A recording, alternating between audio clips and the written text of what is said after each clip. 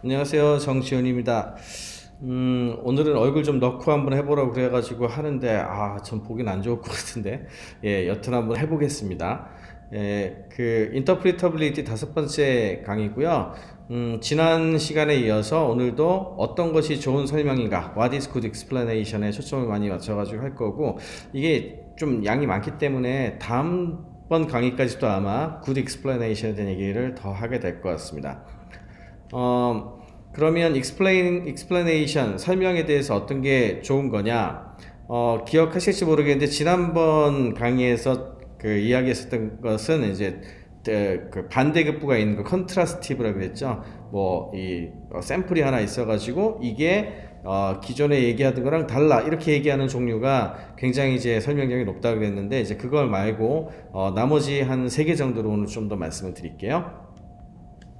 두 번째는 그 설명이라고 하는 것은 굉장히 이렇게 쉽게 선택되는 건데, 인간의 인지 구조 때문에 이 너무 많은 데에서 한꺼번에 처리를 할 수가 없습니다. 그러니까 결국에는 굉장히 여러 가지가 지금 현재 우리가 알아낸 프레딕션을 갖다가 설명을 하게 될 텐데, 그 설명 중에 하나나 둘, 뭐 최대 세 개, 뭐 이 정도까지만 뭐 설명 가능한 거지, 설명할 수 있는 거지. 이게 여러 개를 그다 뿌려놓으면은 결국에는 설명 못한 거랑 똑같다, 이제 이런 얘기입니다. 그래서 선택될 수밖에 없다는 얘기인데요. 근데 이게 굉장히 이제 패러독스가 많습니다. 이제 대표적으로 얘기하는 게 이제 라셔몽 이펙트라 그래가지고, 라셔몽은 여기 오른쪽에도 나오지만 쿠로사와 아키라 감독의 굉장히 유명한 영화죠. 1950년대에 나온 거고, 여기 있는 이제 사무라이의 아내와 사무라이 그리고 산적 이렇게 나오고, 그걸 관찰한 사람까지 4명이서 이 여자가 겁탈을 당했다, 뭐 이 남자가 결투를 했다, 뭐 그다음에 이 사람은 그 관찰자가 보기에는 이 여자가 이 둘을 결투를 시키게 유도를 했다 등등, 굉장히 다른 같은 사건을 놓고서 굉장히 4개의 다른 이야기가 나오는, 그래서 이제 이 거장의 반응을 일으킨 되게 재미있는 영화인데요. 한번 나중에 시간이 되시면 꼭 보시기 바랍니다. 이 경제학 관련된 얘기할 때에도 같은 건을 놓고서 굉장히 다른 입장에 있는 사람들이 다르게 설명하는 거를 이제 라셔몽 이펙트라고 부릅니다. 그래서 이렇게 뭐 하나의 죽음을 놓고서 굉장히 서로 다르고 반대되는 이야기가 마구 등장하는 걸 얘기하는 건데, 머신러닝에서도 이거하고 완전히 다르진 않지만 좀 비슷한 종류들이 있죠. 뭐 대표적인 게, 사실 지금 제일 잘 되는 게요, 우리 해보면 제일 잘 되는 것 중에 하나가 앙상블 메소드라고 그래가지고, 이렇게 굉장히 서로 다른 기술을 결합을 시켰더니 뭔지 잘 어떤 녀석이 제일 큰 영향을 미쳤는지 잘 모르겠지만 전체적으로 결과가 좋아, 이런 거 되게 많거든요. 아마도 이거를 이제 굳이 우리가 설명을 하자면은, 이렇게 서로 다른 모델들과 서로 다른 어떤 인풋 피처들이 들어가가지고 이들 간의 스토리들이 에버리지를 만들어서 어쨌든 그것들이 그 예상이 더 견고하고 정확하게 됐다, 이렇게 말을 할 수가 있겠죠. 그러면은 이게 참 좋기는 한데 굉장히 어려울게요. 이 말은 여러 개를 섞어가지고 설명을 했으니까 실제로는 설명하긴 되게 어렵다가 돼버립니다. 왜냐하면 이게 셀렉티브하게 설명할 수 있는 종류가 적어졌으니까요. 그렇죠? 그래서 이 부분을 갖다 해결하고자 하는 것이 explainable한 AI 또는 interpretable한 AI에서 굉장히 중요한 이야기라고 이제 말씀을 드릴 수가 있는데, 그럼 이거 어떻게 해야 되겠습니까?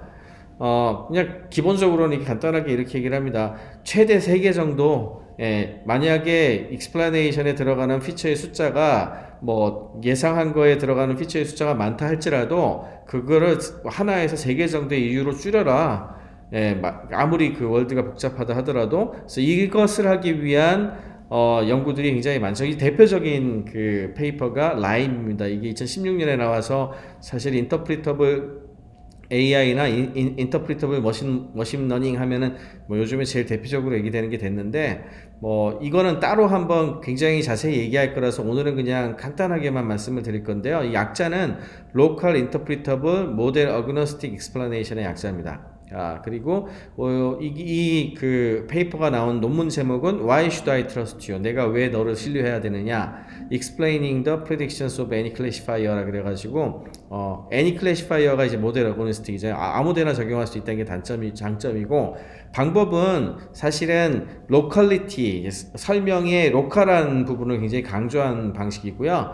뭐 그냥 간단하게 요약하자면은 굉장히 복잡한 모델을 심플하게 만들어 가지고 그 심플하게 만드는 방법에 로컬 어프록시메이션을 씁니다. 그래서 요걸 더 자세하게 어떻게 하는지에 대해서는 수학이 좀 들어가고 좀 여러 가지를 좀 말씀을 드려야 되기 때문에 따로 한번 빼서 다음에 강의 시리즈 중에 아마 따로 말씀을 드리게 될 것 같아요. 그냥 그림으로 가장 흔히 얘기하는 그림으로 말씀을 드리면, 모델에서 어쨌든 데이터를 가지고서 이렇게 프레딕션을 해보면은 거기 들어가 있는 설명 가능한이 아니죠. 이 프레딕션을 일으킨 요소가 되는 피처가 이렇게 여러 개가 결합돼서 나올 수가 있겠죠. 스니즈, 재채기한다, 웨이트, 살이 빠졌다, 머리 아프다, 얼마나 피곤하냐, 피곤하지 않냐 등등등등 이런 게 있다고 치고, 이게 감기에 걸릴지 안 걸릴지, 플루니까 감기보다 독감이겠네요. 독감에 걸릴지 안 걸릴지를 예측하는 모델을 만들었다고 하죠. 근데 이거를 익스플레인하게 만들면 이걸 다 얘기를 해서 이게 0.2, 여기 0.1, 0.3 이건 너무 좀 그렇지 않습니까? 그래서 라임에다 넣었더니 조사를 했더니 스니즈, 헤드에이크, 노퍼티그 이 세 개가 제일 중요해지더라. 그래서 사람들이 보기에 당신이 이거에 걸린 이유는 이거 같소라고 이렇게 설명하게 만드는 거예요. 이게 이제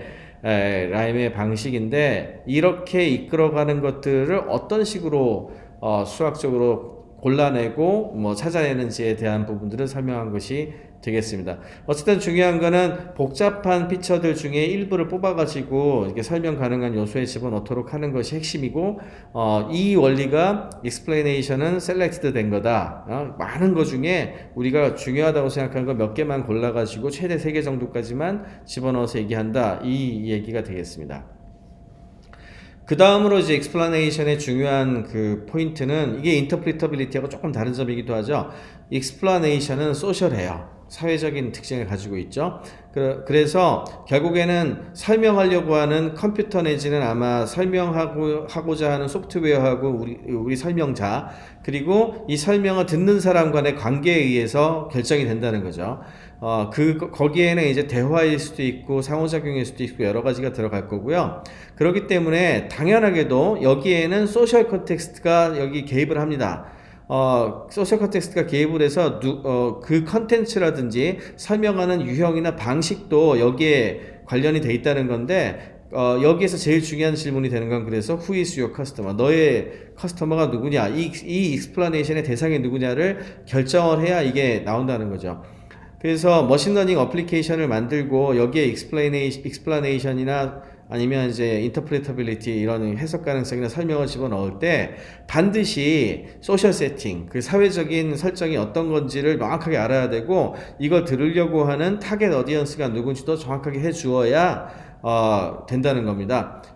그렇기 때문에 그 explanation이 소셜하다는 특징을 잘 이해하는 게 되게 중요한데, 이게 웃긴 것이 유니버설하지가 않아요. 우리가 무엇을 누구를 위해 어떤 어플리케이션을 만들었느냐에 따라서 굉장히 많이 달라지기 때문에 굉장히 케이스 바이 케이스로 explanation이 소셜하다라는 측면은 굉장히 케이스 바이 케이스로 달라지는 부분이 되겠습니다.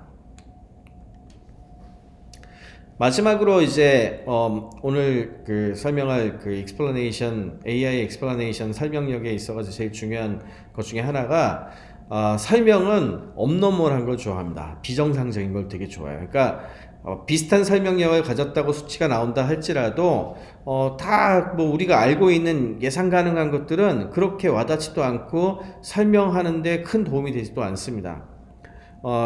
그 이유는 사람들이 그 비정상적인 원인에 더 초점을 많이 맞추기 때문에 그렇죠. 그럼 여기에서 업노멀이 뭐냐? 이걸 이제 수학이나 또는 프로그램에서 인정할 수 있는 형태로 가공을 해야 되니까, 업노멀이 뭐냐라고 했을 때 이제 간단하게 이걸 얘기하자면 small likelihood, 그러니까 나타날 가능성은 굉장히 적은데 근데 나타나는 거, 어쨌든 간에 나타나는 거, 이게 업노멀입니다. 다른 말로는 counterfactual explanation이라고 하기도 해요. 그러니까 나타나기 좀 어려운 것들에 이제 반대되는 것들을 가지고 설명을 해버리는 거니까, 이때 이제 그 예를 들어가지고 얘기하는 것 중에 하나가 이제 teacher하고 student situation, 그 선생님하고 학생의 그 그 상황에서 테스트를 가지고서 이제 통과했냐 통과하지 못했냐에 대한 질문, 왜 이 학생이 그 테스트를 통과하지 못했나라고 하는 걸 explain하라고 했을 때 상황에 따라 굉장히 다른 거를 우리 예시를 들 수가 있어요. 예를 들자면은 어떤 선생님이 기말고사를 항상 치러요. 그리고 여기에서 뭐 70점 이상을 받은 학생들만 테스트를 통과했다. 뭐 이렇게 해준다고 합시다. 그러면은 이 선생님은 거의 90% 이상 그 시험을 치르기 때문에 학생들이 공부를 해야죠. 공부를 열심히 해가지고 시험을 쳤는데 어떤 학생이 공부를 안 했어요. 공부를 안 해가지고 시험에 실패를 했네? 그러면은 우리가 이제 질문을 왜 이 학생은 이 테스트에 실패를 했습니까? 라고 물어보고 나서 설명해라라고 하면 90%의 다른 학생들은 공부를 했는데 얘가 안 한 거잖아요. 안 해가지고 시험에 실패를 했어.